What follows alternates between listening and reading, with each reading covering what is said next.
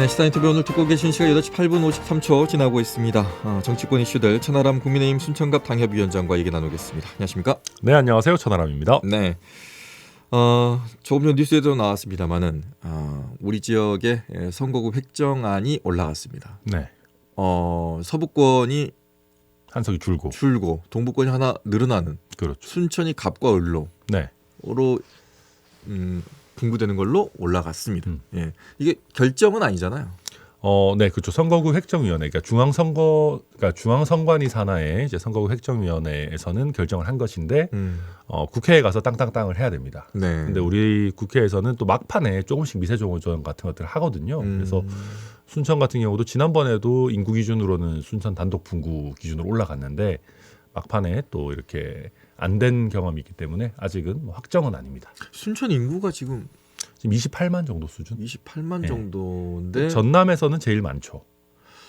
28만 정도인데 두 개로 나눈다. 네. 그러니까 이게 이제 아마 여수와의 형평성 같은 것들을 고려를 했을 거예요. 여수가 순천보다 인구가 한 몇천 명 정도 적습니다. 그래서 이제 엎치락 뒤치락 하는데 네. 여수 갑을 유지하면서 순천을 안 쪼개는 건 사실 말이 안 되는 거거든요. 그러다 보니까 지난번부터 2020년 총선부터 순천 인구가 여수 인구를 추월했는데 네. 여수는 분구를 하고 순천을 안 하는 게 사실 굉장히 어색한 그런 상황이었죠. 그러다 네. 보니까 이번에는 좀 순천을 분구를 하고 이제 광양 곡성 구례를 따로 떼는 그런 형태로 지금 한 것 같습니다. 두 가지 얘기가 나오고 있습니다. 일단은 정치적인 어떤 유불리의 문제. 그거의 해석이 있고 또 하나는 지역 죽이기 아니냐. 어떻게 보십니까? 그러니까 이게 이제 사실 가장 크게 우려했던 거는 전남 자체 의석이 줄지 않을까를 가장 우려를 했는데 일단은 전남 전체 10개 의석을 지켰다는 거는 굉장히 고무적인 일이고요. 근데 이런 얘기 하기에는 또 이런 얘기하면 이게 선거구가 이게 다 제로섬이라서 이런 얘기하면 또 전북에 미안해요.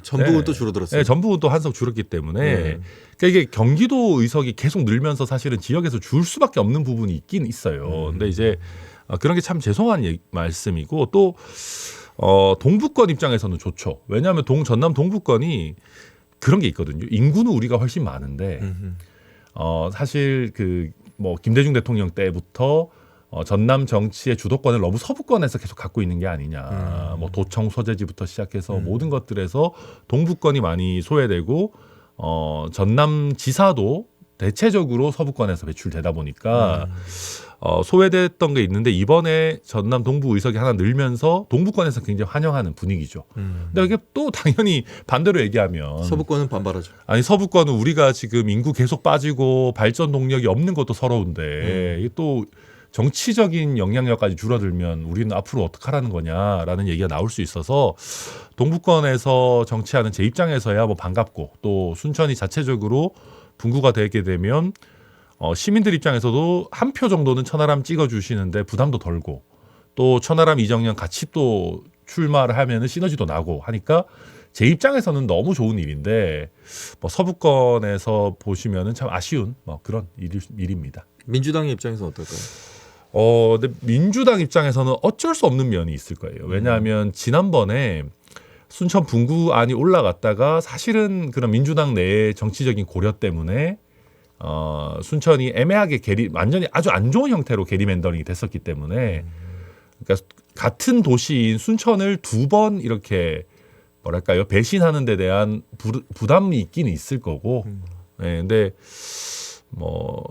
다만 이제 국민의힘 입장에서는 분구가 좋으니까 이 안이 너무 국민의힘에게 유리한 거 아니냐 이런 얘기는 계속 할 것 같습니다. 네.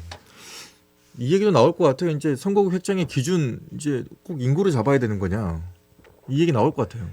근데 이 비극의 시작은요. 네. 우리나라가 인구 편차가 너무 많이 난다는 거예요. 그러니까 아마 제가 알기로는 영국 같은 경우는 인구 편차 허용치가 굉장히 작을 거예요. 우리는 지금 2대1까지 허용되잖아요. 한 선거구 이제 큰 선거구는 거의 30만에 육박하고 작은 데는 이제 더 그 절반에도 미치지 못하는데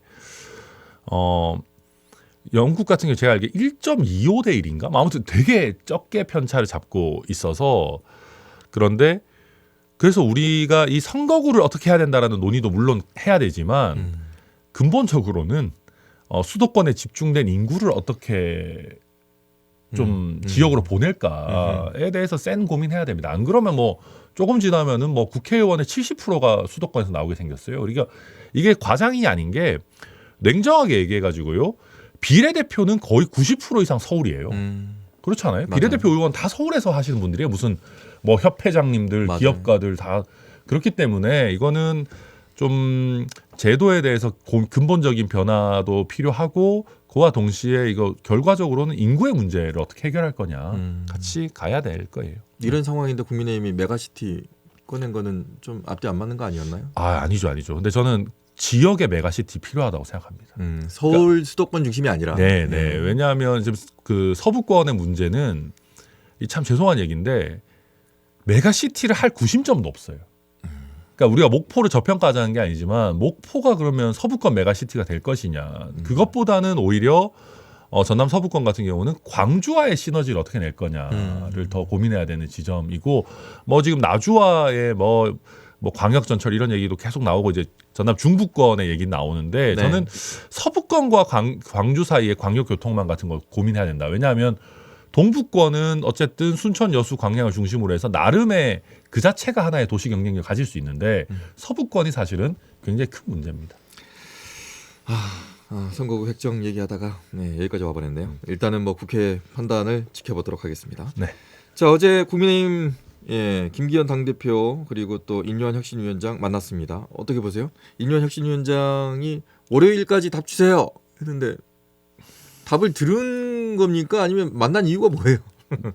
인요한 위원장이 김기현 대표에게 이용당했죠. 이용당했다. 김기현 대표의 한판승입니다. 판정승도 아니고. 김기현 대표는 얻을 수 있는 모든 걸 다 얻었습니다. 제가 이제 처음에 혁신이 안 가겠다라고 했을 때 이거는 김기현 대표 시간 끌기용 허수아비다 이런 표현을 썼는데 김기현 대표는 시간 끌기에 성공했어요.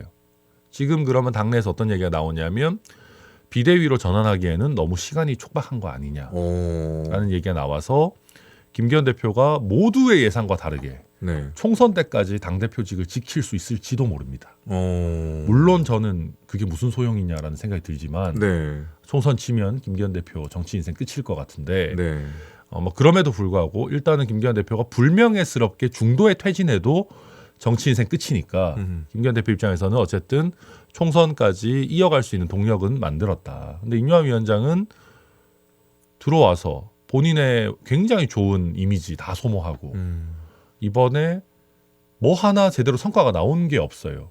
던진 이슈들은 뭐 호불호가 있을 수 있지만 나름대로 의미 있는 임팩트 있는 거 던졌는데 하나도 안 받아줬어요. 김기현 대표가. 그러다 보니까 이거는 김기현 대표에게 이미지 소모만 당하고 끝나는 모양새가 됐다. 그리고 아까 윤심 이런 부분도 얘기하셨는데 제가 봤을 때는요. 지금 그 권력의 무게추가 당분간 국회로 많이 넘어와 있어요. 어느 적도 아닌. 아니 왜냐하면 지금 보세요. 대통령이 아마 생각 같아서는 김기현 대표 바꾸고 싶은 생각도 있었을 수도 있습니다. 지지부진하고 뭐 당내 중진들 수도권 출마, 험지 출마도 제대로 되지도 않고. 근데 지금 연말에 보면 예산도 예산이지만 쌍특검이라고 해서 그중에 특히 김건희 여사 특검법과 관련한 이슈가 있잖아요. 가방. 그러면은 그거 거부권을 써도 국민의힘에서 이탈표가 나와서 200석 이상이 동의를 해버리면 통과가 된단 말이에요. 그러니까 그렇기 때문에 지금 원내의 눈치를 안 볼 수 없는 상황이다. 그러니까 이게 지금 모든 게 김기현 대표 입장에서 잘 맞아 떨어졌어요. 지금 시간을 인요한 위원장이 잘 끌어주고 여론의 집중 포화를 인요한 위원장이 좀 잘 막아주면서 지금 본인에게 유리한 시점까지 끌고 온 거 아닌가. 저는 뭐 그렇게 보여집니다. 김건희 여사 특검에 대해서 대통령은 거부권을 쓸까요? 저는 쓰면 안 된다고 생각하는데 쓸 수도 있겠죠. 그러니까 제가 지금 얘기하는 게 그거예요. 만약에 국민의힘에서 이탈표가 나온다. 지금 당대표랑 사이가 너무 안 좋다 이러면 거부권을 못 쓰거든요. 왜냐하면 써봤자 국민의힘에서 다 동의해가지고 200석 이상에서 다시 제2를 통과시켜버리면 레임덕 확정입니다. 대통령 입장에서 그것만큼 두려운 건 없을 거예요. 그러면 거부권을 쓸지 안 쓸지 모르지만 쓸 수 있는 정치적인 상황을 유지하려면 지금은 당에 대해 가지고 너무 세게 할 수 없는 그런 상황이다. 저는 뭐 그렇게 봐요. 그렇게 봐요 이렇게 하니까 김종인 위원장. 예. 와, 지금 현재까지는 그러면 김기현 당대표의 완벽한 지금 우세승이네, 우세승. 네, 저는 그렇게 봐요. 그래서 보면 최고위원들도 그 약간 용산 얘기 잘 듣는 걸로 평가되는 김병민, 장혜선 최고위원 같은 분들이 김기현 대표한테 살짝 들이박았다가 분위기 보고 아닌 것 같으니까 또 조용해요. 그러고 또 한 가지 재밌는 거는 보수 언론들이 김기현 대표를 이제 또 때려요. 막. 네. 이 김기현 대표 체제로 안 되겠는데 대통령이 김기현 대표를 그대로 갈 것 같으니까 또 보수 언론들이 때리는 거거든요. 그러니까 이런 상황들로 봤을 때는 오히려 김기현 대표 체제가 당분간은 지금 그냥 가는 분위기다. 그리고 그거의 80%는 대신해서 여론의 포화를 맞아준 인유한 위원장 덕분 아닌가 그렇게 보입니다. 그렇게 보고 계시고. 네. 총선 체제로 이제 접어들면서 국민의힘도 이제 장관들을 다 차출을 했습니다. 네. 가능성 있는 후보군이라고 생각하십니까? 그럼요. 어제인가요? 그 한동훈 장관을 이제 그 국회로 불러가지고 국민의힘 의원총회에서 뭐 이민 정책을 이렇게 막 PPT 설명을 하고 막 이런 자리를 가졌더라고요. 그 국회에서 이렇게 딱 한동훈 장관 서가지고 그거를 이제 얘기를 들어보니까 저는 한동훈 장관이 굳이 저렇게까지 왜 했지 했는데 당에서 요청을 했다 그래요. 이거는 뭐냐하면 일단 당 입장에서는 상견례도 하고 김기현 대표가 노리는 거는 딱 그거거든요. 김기현 대표 체제로 가도 얼굴은 한동훈 장관이 할 거야. 그러니까 좀 너무 걱정하지 말고 좀 기다려 주세요. 이 시그널을 국민의힘 지지층한테 보내는 거예요. 그거에 한동훈 장관도 약간 동원된 거고 한동훈 장관 입장에서도 뭐 본인이 얼굴이 되는 거에 대해서 피할 수 없다면 뭐 해야 되는 거니까 그래서 상견례라고 아마 받아들이고 온 걸 텐데 그 한동훈 장관 이번에는 그러면 왜 그만두지 않았을까? 개각에 포함되지 않았을까? 여러 명 묶어서 발표하면 임팩트가 떨어지니까 그런 겁니다. 아마 만약에 이제 이준석 대표가 신당을 한다라고 하면 신당을 깃발을 딱 들어가지고 가장 불이 타오를 때 1월 초 정도에 한동훈 장관만 따로 그만두고 딱 나오게 해서 이제 등장을 시켜서 맞불 작전 같은 걸로 카드를 쓰지 않겠나 저는 뭐 그렇게 예상합니다. 1월 10일 이전에. 네, 1월 10일 이전에. 예, 1월 10일 이전에. 그러면 이준석 신당은 12월 말에 나와야 된다는 얘긴데? 네, 12월 27일에 이준석 대표 표현에 의하면 지금은 뭐 몇 퍼센트 지금 뭐 몇십 퍼센트라 표현하든 간에 12월 27일이 되면 창당은 100%다라는 표현을 쓰고 있기 때문에 27일에는 뭐 무조건 창당 선언을 하겠죠. 그렇게 되면 1월 초 정도에 실제 창당에 뭐 실무 작업이 금방 되니까 어차피 뭐 당원이 사실상 다 모아져 있는 상황이니까 뭐 그렇게 깃발 딱 띄울 거고 그러면 국민의힘 입장에서도 아마 그 시기에 한동훈 장관 출격시키고 제가 듣고 있기로는 김기현 대표가 그 시기에 아마 불출마 선언이나 수도권 출마 선언 할 겁니다. 두세 명 중진들 같이 모아가지고. 네. 그래서 명예롭게 자기는 하겠다라는 걸 하면서 이준석 신당의 이 임팩트를 최소화하려는 작전을 국민의힘에서도 짜고 있는 거 아닌가 그렇게 이해가 됩니다. 이준석 신당에서 같이 할 수 있는 사람들 많이 물밑에서 만나고 있을 텐데 누구 만나고 있습니까? 알고 있는 거 있습니까? 엄청 많이 만나고 있고요. 근데 그 이준석 대표가 실제로 보안 유지를 굉장히 철저하게 해서 저한테도 그렇게 많이 알려주진 않습니다. 뭐 어느 정도 얘기는 하지만 그리고 최근에는 총선에 출마하기를 희망하는 분들 그를 또 인터넷으로 모집을 했어요. 뭐 구글 폼으로 모집을 했는데 뭐 800명이 넘게 왔다 그래요. 또 뭐 천하람급도 두세 명 있다 뭐 그런 식의 얘기를 하는데 뭐 천하람급이 뭔지는 잘 모르겠지만 몸무게입니까? 그런 것 같아요. 네, 뭐 몸무게 기준인 것 같은데 뭐 많이 먹는 사람들 식비 걱정을 하는 거겠죠 아마. 근데 이제 그 명단도 정말 본인만 봅니다. 왜냐하면 그만큼 그분들은 자기 인생을 걸고 또 보안 유지를 기대하면서 또 보낸 것이고. 또 실제로 국민의힘 인사들 만나는 거는 저희랑 어느 정도 공유는 하는데 민주당 쪽 인사들과도 만나거든요. 의외의 인물들이 있습니까? 의외의 인물도 있어요. 근데 이제 그분들도 이준석 대표가 그걸 떠벌리고 다닌다고 생각하면 만날 수가 없잖아요. 그렇죠. 그래서 좀 죄송하지만 알려드릴 수 없다는 얘기를 굉장히 길게 했다. 결론적으로. 듣고 계시는 청취자분들 죄송하지만은. 예, 그럼 그렇습니다. 여기까지만 얘기해 주세요. 네. 진짜 의외의 인물들이 있습니까? 그건 뭐 뭘 기대하시느냐에 따라서 그 이재용 부회장이 있고 이재용 회장님이 있고 이러지는 않은 것 같아요. 그 정도 수준 아니다 요새. 네. 네, 지금 말씀하신 뉘앙스는 그래도 의외의 인물이 물밑에서 있죠. 접촉을 하고 있다는 얘기를. 다만 뭐 다들 아직은 이제 탐색전인 분들도 많고요. 그러니까 이제 12월 27일에 정말 깃발을 딱 들어야 그때부터 어찌 보면 더 본격적인 합류 뭐 선언들이 이어지지 않겠나 싶어요. 그 전에는 아직은 확정은 아니니까 네, 그런 상황입니다. 이번 총선이 그러면 이제 3당 체제로 가는 거는 확실해 보이는 것 같은데 혹시 네. 민주당발 또 신당에 나와서 4당 체제로도 갈 수 있을까요? 가능하죠. 근데 이제 비례대표 선거 제도가 어떻게 되느냐에 따라서 좀 달라질 수 있을 것 같아요. 지금 이제 이낙연 전 대표의 신당은 조금 결이 달라요. 거기는 이제 주류와 다른 분당에 가까운 성격이라서 거기는 나올 수 있죠. 뭐 병리평이 된다고 해도. 근데 만약에 병리평으로 간다고 하면 조국 신당이나 용해인 의원이 하는 뭐 기본소득당 중심의 어떤 약간 뭐 제가 봤을 때는 거의 위성정당이라 생각되는데 뭐 개혁 뭐 이런 연합 뭐 이런 거는 의미가 없어져요. 왜냐하면 병리평되면 다 민주당 찍지 굳이 그쪽으로 표를 나눌 이유가 없거든요. 거기에 많이 달려 있을 것 같아요. 연동형이라고 하면은 그런 게 많아질 거고. 사실상 근데 지역구에서 후보를 많이 낼 수 있는 거는 이낙연 전 총리 정도의 세력이 아닐까.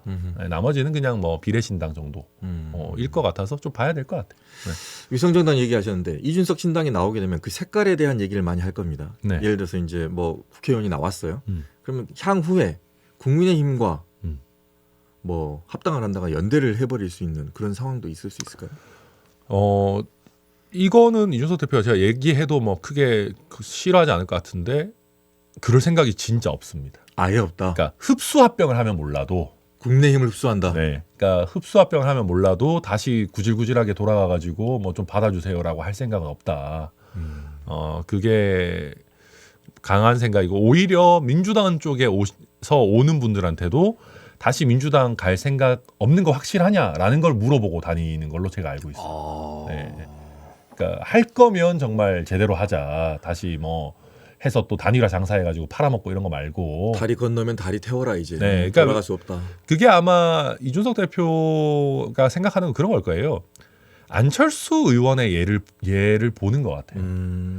왜냐하면 본인의 지지층이 압도적인 뭐 예를 들면 국민의 거의 20-30%의 지지가 한번 왔었는데 그거를 팔아먹고 다시 단일화해서 특정 정당들과 연대를 한다. 그러면 사실은 지지해줬던 20-30% 국민을 실망시키고 정치를 계속하는 거잖아요. 그러면 그게 말이 안 되는 거거든요. 그럼 점점 본인의 정치적인 자산이나 영향력은 줄어들 수밖에 없어요. 네. 네, 그러면 그 사례를 받고 이준석 대표는 워낙 또 안철수 의원을 안 좋아하기 때문에 안철수 의원의 길을 최소한 가진 않을 거다. 저는 뭐 그렇게 전망합니다. 자, 여기까지 듣도록 하겠습니다. 지금까지 천하람 국민의힘 순천갑 당협위원장과 함께했습니다. 고맙습니다. 네, 감사합니다. 언제 어디서나 내 손 안의 뉴스. 광주 MBC 뉴스 유튜브 구독으로 함께하세요.